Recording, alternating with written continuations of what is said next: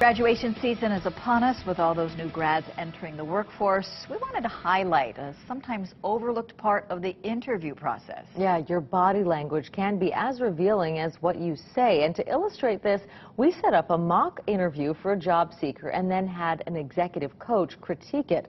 KITV4's Pete Kajana with the interview experiment. The dreaded job interview. It can start the palms sweating whether you're a seasoned professional or a fresh face out of school.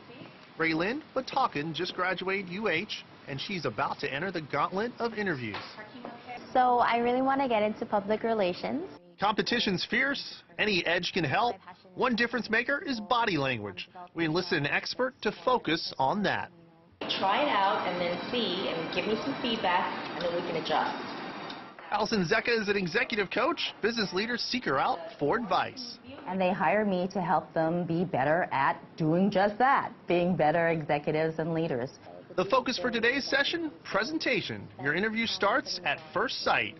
With that in mind, Raylyn sent 3 pictures to our expert. I would recommend perhaps a different blouse just because it doesn't look like it fits very well. Too much skin, too much exposure.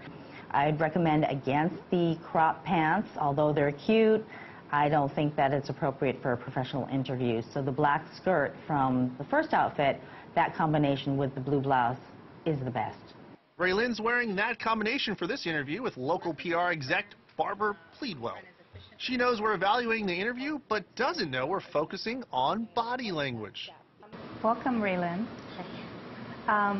We are interviewing for an account coordinator position. Can you tell us about the contribution you see yourself making to a firm like ours? Yeah, I believe that I'm a very goal-oriented person. And she's off saying the right things. I believe that I have the enthusiasm and the drive to be a part of this company. But what nonverbal messages is she sending? I want you to not always be in this posture because it feels very guarded. It feels stiff. Posture is just not about sitting up straight. Allison says it's important to have open posture to help quickly build rapport. Important because in an interview you only have so much time. Having your hands together the whole time is not a good idea. Try these power moves to loosen up. Put your feet about shoulder width apart. Good.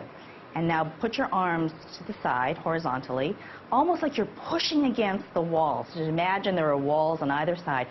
Push, because what we're trying to get to happen here is for your energy to be really centered and to actually expand your energy field. Allison says this exercise can not only relax you, but also build your confidence. Think big, Raylyn. Think really big. Tell me, do you feel differently? I do. I can breathe better. You can breathe better. And what do you think breathing better will do in an interview? Calm myself down. Calm you down, right. The next tip is an easy one to remember, yet the most often forgotten. Smile a little bit more. Make me feel like you really, really want to be here with me, okay? It sounds basic, but odds are if you're like most people, you're not smiling enough. It's a very important tactic to increase likability quickly in a short setting like an interview. Another overlooked tip, maintain proper eye contact. Next, avoid distractions, things like twirling your hair, tapping on the desk, all the little things we may not realize we're doing. Be mindful of your hair. Yeah. What do you think I'm going to say? Keep my hair out of my face. There you go. Yeah. Right. Raylyn is finishing up with Allison. We're going to send her back in with Barbara for round 2. Let's see how she does. Do you feel ready? Yes. Okay, great. Then we'll get to try it again. But first, those power moves. Welcome back, Raylyn. Okay, you ready? Yes. I come into a tight tie. Raylyn, using what she learned, good hand movements. Okay, Raylyn, can you make the case as to why we should hire you for this position?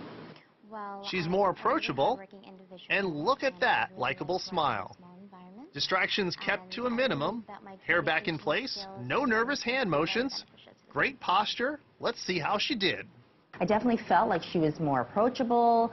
She was able to speak more more confidently, not so sort of stiff in her presentation. She smiled more, she didn't touch her hair. Definitely, I think it was better. The second time, I was really a lot more relaxed, and being able to center myself and expand my energy, as Allison was trying to explain, was really beneficial on my part. Certainly what people say, but also body language speaks volumes about what people's true intentions are. Raylyn's intentions are landing a job. Does she think she's ready? I think so. I'm a little bit more confident in myself. Executive Coach Allison Zecca says while body language is not the only thing to think about when preparing for an interview, it is quite important. In fact, she says nonverbal cues makes up more than half of all communication.